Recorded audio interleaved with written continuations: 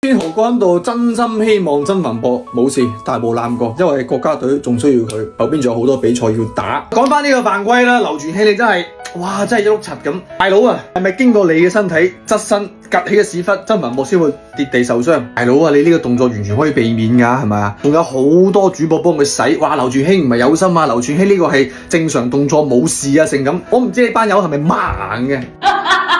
呢啲動作係籃球場上該有嘅咩？你對陳明俊嗰下嘢都已經夠核突啦，仲嚟個咁核突嘅？我唔知啲主播幫佢洗乜，就當你冇心，唔小心整傷阿曾凡博嘅，就當你冇心啦。成個人搭生魚搭落地下，你粒聲唔出，都唔去關心下，都唔去問候下，你行過去睇睇曾凡博，拍一拍膊頭，有冇事啊？咁我相信唔會咁多人鬧你咯，係咪啊？咪拍一拍膊頭，問候下。